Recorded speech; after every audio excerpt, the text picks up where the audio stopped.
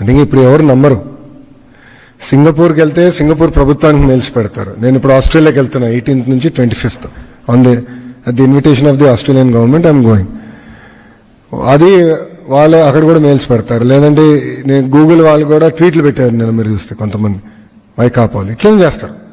ఏంటంటే వాళ్ళకి వేరే పనేం ఉండదు, పెట్టుబడులు రాకుండా చేస్తారు. అందుకనే కదా ప్రిజనరీకి విజనరీకి చాలా తేడా ఉంటుంది స్వామి. అది ప్రజలు కూడా గమనించారు కనుకనే 94% సీట్లలో మమ్మల్ని గెలిపించారు, ఆశీర్వదించారు. చాలా కష్టపడాలి, ఒళ్ళేరు పెట్టుకుని కష్టపడాలి. ఏ హామీలు ఇచ్చామో నిలబెట్టుకోవాలి, ఎకానమీని రివైవ్ చేయాలి, అన్ని రంగాల్లో ఆంధ్రప్రదేశ్ని నంబర్ 1 చేయాలి. ఎవరైతే ప్రశ్నలు అడిగలేదు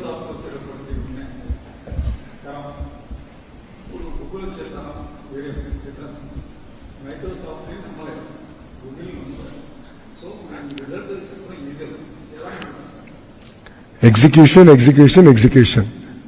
ఇప్పుడు ఏంటంటే మీరు అన్నట్టు గతంలో కొన్ని ఆరోపణలు చేశారు. కంప్యూటర్ ముందర ఎక్కువ కూర్చుంటే రేడియేషన్ వచ్చి చనిపోతారు, అందుకే సెక్రటరీలో కంప్యూటర్లు ఉండకూడదని చెప్పారు. ఒకసారి మీరు మీ సీనియర్స్ని అడగండి, చెప్తారు. 90s not 80s, it is in 90s. Chandrababu Naidu గారు ముఖ్యమంత్రి అయినప్పుడు చెప్పిన స్టేట్మెంట్స్ చెప్తున్నా. ఆ కంప్యూటర్ అన్నం పెడుతుందా? ఎయిర్పోర్ట్కి 5,000 ఎకరాలు ఇస్తే అది ఉద్యోగాలు క్రియేట్ చేస్తుందా? But look at it today boss, look at what Hyderabad is today. ఆ రోజు ఇత్తనాలు ఎవరు వేశారు? ఫౌండేషన్ ఎవరు చేశారు? అప్పుడు కాంపిటీషన్ వేరే రకంగా ఉండే. అసలు భారతదేశం వైపు ఎవరు చూడట్లా.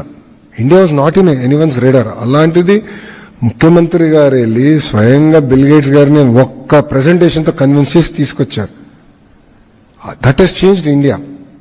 Same efforts we are doing all over again. It's nothing but creating history all over again. ఈసారి స్కేల్ పెద్దది, సెక్టర్స్ డిఫరెంట్. అని ఇప్పుడు కూడా కొంతమంది క్రిటిక్స్ ఉంటారు. బట్ క్రిటిక్స్ని వాళ్ళు క్రిటిక్సే జీవితాంతం క్రిటిక్స్గానే ఉంటారని చూపించే బాధ్యత నాది. ఇప్పుడు పవర్ ప్రైసెస్ గురించి మా పైన అనేక మంది ఆరోపణలు చేశారు. తగ్గిస్తారా, ఇది సాధ్యమా అని. 13 పైసలు తగ్గించలేదండి. మీకు నవంబర్ నుంచి అక్టోబర్ బిల్ నవంబర్లో వస్తుంది, మీరే చూస్తారు కదా. 13 పైసే బాస్. నేను ట్రూలీ బిలీవ్ ఇంకా తగ్గాలి పవర్ ప్రైసెస్. లో కాస్ట్ ఆఫ్ ఎనర్జీ ఉంటే that is a strategic advantage. కంపెనీలు తీసుకొచ్చి ఆంధ్ర రాష్ట్రంగా ఎందుకు రావాలని అడుగుతారు జనరల్గా అందరు. First question, speed of doing business, amazing youth, talented youth మా దగ్గర ఉన్నారు, ట్రాక్ రికార్డ్ ఉన్న ముఖ్యమంత్రి గారు మా దగ్గర ఉన్నారు. ఇట్లా చెప్తాం. ఇట్లా ఒక 3-4 చెప్తాను నేను. నాకు లో కాస్ట్ ఆఫ్ ఎనర్జీ వస్తే అదొక సెల్లింగ్ పాయింట్ అవుతుంది. Because energy is important. Data centres అవ్వచ్చు, నాన్ డేటా సెంటర్స్ కూడా అవచ్చు. Energy is important component. మీరు యూరోప్ ఈరోజు ఈ స్థాయికి వచ్చిందంటే one of the major reason is low cost energy. So current ఛార్జీలు తగ్గించాలి, రాష్ట్రం ఎఫిషియెంట్ అవ్వాలి. ట్రాన్స్మిషన్లో ఎందుకు ఇంత ఇన్ఎఫిషియన్సీ ఉంటుంది, జనరేషన్లో ఇంత ఇన్ఎఫిషియన్సీస్ ఎందుకు ఉండాలి, దీనిపై మేము డిస్కస్ చేస్తాం. మా మంత్రివర్గంలో మా ఎవరికి ఈగోలు లేవు బాస్.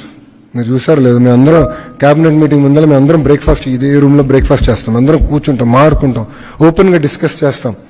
నాకేమైనా డౌట్ ఉంటే రెవెన్యూ మంత్రి గారిని అడుగుతా, ఎనర్జీ మంత్రి గారికి ఏమైనా డౌట్ ఉంటే నాకు ఫోన్ చేస్తారు. అట్లా మేము అందరూ కొలాబరేటివ్గా పనిచేస్తున్నాం. ఇదేదో నా డొమైన్ మీరెవరు అడిగేదానికి ఆ ఫీలింగ్ మాలో ఎవరిలో లేదు. అందరం ప్రొయాక్టివ్గా చాలా స్పీడ్గా ఇదెట్లా అదెట్లా ఇదెట్లా చేద్దాం. ఇప్పుడు డేటా సెంటర్ నిన్న సిఫీది ఫౌండేషన్ ఇస్తారు 500 megawatts, ఇది 1 gigawatt. ఇంకా పైప్ లైన్లో ఈ దెబ్బకి చాలా వస్తున్నాయి.